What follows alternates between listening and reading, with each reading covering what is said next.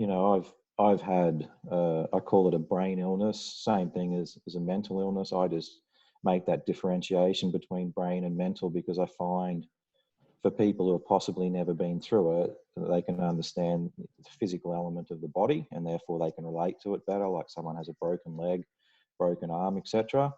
That's brilliant. It really does help others to show empathy because it's not an easy thing to grasp if you've never been through some of those challenges yourself, I suppose. My brain illness was obsessive compulsive disorder. I was only diagnosed when I had my existential crisis, the breakthrough moment, which is an interesting story in itself. Why I didn't get diagnosed on my journey. But that created in me, I guess, a shadow side of my persona where, I remember as a child, and my parents were exceptional in bringing me up. Like, to be where I am now, I wouldn't be here without what they have done for me. So it's important I put that on the record. But they used to try everything for me when I was young, take me around to see different doctors. You've got to remember, no one was as advanced where we are now with mental health, mental illness, and all those things. And it's where we're at now in society is fantastic compared to where we would have been in the early 1980s when I was a child. But I suppose I looked at it and I could see all the other children were, kicking footballs after school or doing things that children shouldn't. And I spent a lot of time being taken from doctor to doctor. And it was a great thing that my parents did to assist me. That probably created a shadow in my life now that I look back at it. And I guess for 38 years, I very much tried to hide that part of me. And how I hid that was I would never want anyone to see that I had those battles in my head or my brain because I perceived it as weakness.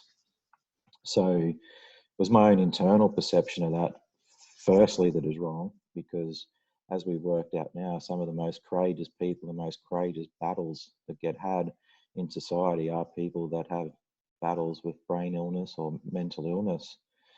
But my perception was I never wanted anyone to find that out about me. So therefore, I'd engage in, project probably is a better word, a type of behavior that was really counterintuitive to the sensitive, calm, kind soul that I was.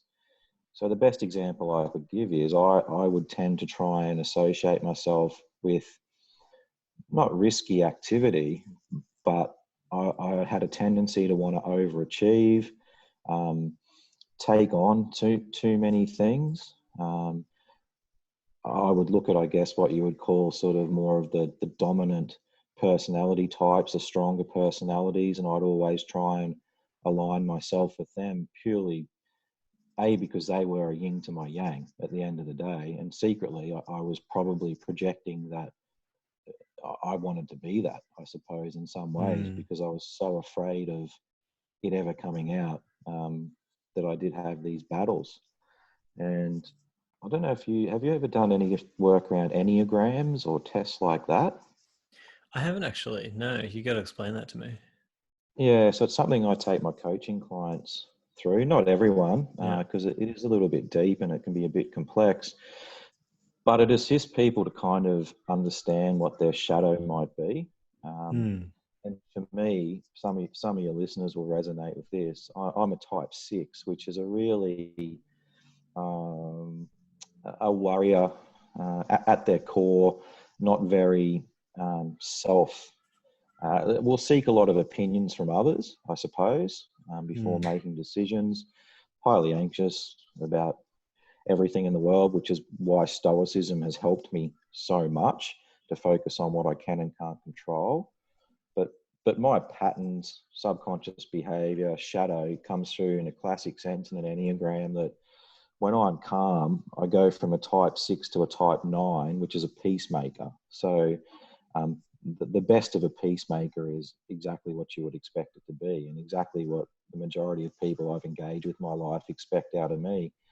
when I try and hide my shadow or project behavior, I go to the worst part of a 3. Now, a 3 is an achiever, so I become extremely competitive and really quite nasty in a sense that it can be almost become a win at all cost kind of mentality, which is so foreign for me as a person. And from a leadership perspective, I can look back now and say that's where the majority of my shortcomings have been as a leader, by not integrating that shadow into the person that I am, and therefore projecting a lot of that behavior onto others. And it brings out a terrible side of me. I often joke about it and call myself gears now that I look back at it, because I could go from first to overdrive at the drop of a hat. And it actually scares people. Not in the sense that they feel threatened or anything like that, but it's just really inauthentic behavior that people, it's not consistent for who I am. So that's a little bit about the shadow. And then, you know, where I'm at now, I've accepted that part of me. I don't see it as weakness anymore. I have my battles every day, but who doesn't? You know, I have to work hard on reframing things in my head that, you know, owning this journey is a really courageous decision to make. I've had to evolve a lot, right? And I know for sure that there was people that would probably look at me now and just not understand that evolution. And I also understand that because a lot of humans are comfortable with knowing you as you were.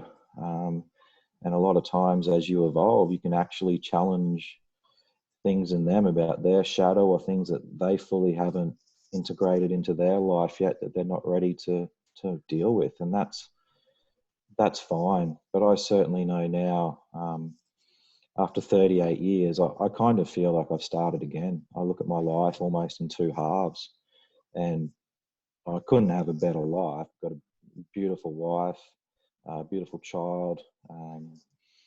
Yeah, I'm educated, great family. I want for nothing. But I do have to accept that I do have a brain illness and I have to take medication to keep that under control. That's just the responsibility that I have to take. I don't drink much anymore. I try and tick off all the 1%ers to give me the best chance. And now that I've integrated that shadow, I don't feel as angry. I don't feel as competitive. I don't feel like I have to prove anything to the world. I can just be. And I feel coaching allows me to just be.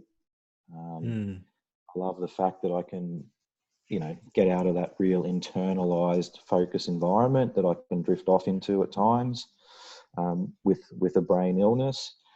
And it enables me to be more outwardly focused. And I find that it's really calming for my anxiety and all those sort of things as well, being more focused on others as opposed to myself. So it ticks many boxes.